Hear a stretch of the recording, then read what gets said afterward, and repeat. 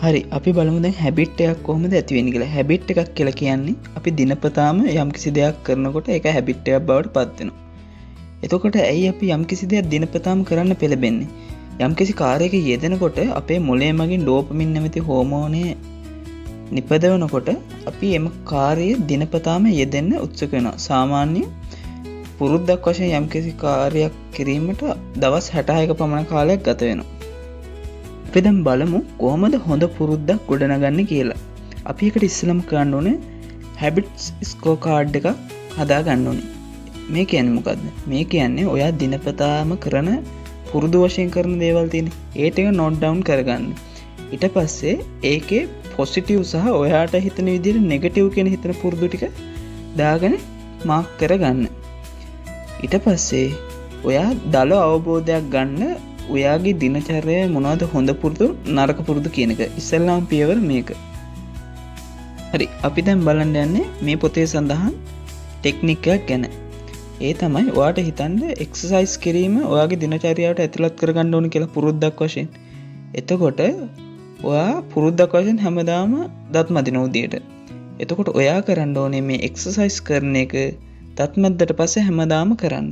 එතකොට අර ඔයා හැමදාම කරන පුරුද්දත් එක්ක මේක කම්බයින් වෙනවා. මේක ඉතා සාර්ථක ක්‍රමයක්. එතකොට ඔයාට නොදැනීම මේකත් පුරුද්දක් බවට පත් වෙනවා. Design your environment. මේකෙන් කියන්නේ ඔයාගේ පරිසරය සකස් කරගන්න කියලා. අපේ පුරුදු වලට ලොකු බලපෑමක් ඇති කරනවා අපේ අවට පරිසරයෙන් අපි ආශ්‍රය කරන පුද්ගලයන්ගේ. ඔයා හිතන්න ඔයාට වතුර වැඩිපුර බොන්න ඕන ඔයාගේ ගෙදර ඔයා හැමතැනම වතුර බෝතල් තියන්න ඔයාට පේන විදිහට. නැත්නම් ඔයාට යම්කිසි පොතක් කියවන්න අවශ්‍යයි කියලා හිතන්නකෝ.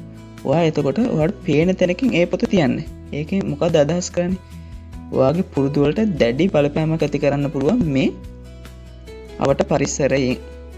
එතකොටම තමයි ඔයාට දැන් නරක පුරුද්දක් නැති කරගන්න ඕන. ඔයා සාමාන්‍යයෙන් හිතන ඔයා සිගරට් බොන කෙනෙක් කියලා. ඔයා සිගරට් අයින් කරලා තියනවා කාමරේ. 2 minutes rule. මම මේ පොතේ ආසම රූල් එක. මේකෙන් කියන්නේ ඔයාට යම්කිසි දෙයක් පටන් ගන්න කම්මැලි නම් අකමැති නම් ඔයා ඒක පොඩි කාලයකට පටන් ගන්න. ඔයාට පොතක් කියවන්න තියෙනවා කියලා හිතන ඔයා කියවන කම්මැලි. හැබැයි ඔයා ඒක පිටුවක් කියන්නේ විනාඩි 2කට කියවන්න. ඒ වගේම ඔයා එක්සර්සයිස් කරන කම්මැලි කියන්නේ ඔයා විනාඩි 2කට ස්ට්‍රෙචින් කරන්න පටන් ගන්න. එතකොට ඔයා නිකම් මේක හැබිට් එකක් වෙනවා. පොතෙහි මූලික අදහස තමයි ඔබ යම් කිසි ක්‍රියාවක් දිනපතා යෙදුනොත් ඒ කියන්නේ 100ට එකකින් ඉෆෙක්ට් එකක් දුන්නොත් වසර අවසානයේදී ඔබ 37 ගුණයකින් ප්‍රවීණෙක් බවට පත් වෙනවා. ජේම්ස් ක්ලියර් විසින් පැහැදිලිව පෙන්වා දීලා තියෙනවා කම්පවුන්ඩ් ඉෆෙක්ට් එක මේ පොතේ. ඔබ යම් කිසි ක්‍රියාවක් දිනපතා පොඩියට පටන් ගන්න විශාල ඉෆෙක්ට් එකක් ඔයාගෙන් ඒකට ගන්න පුළුවන්. ඔයා growth එකට ගන්න පුළුවන්. මම හිතනවා මේ පොතෙන් ඔයාලට විශේෂ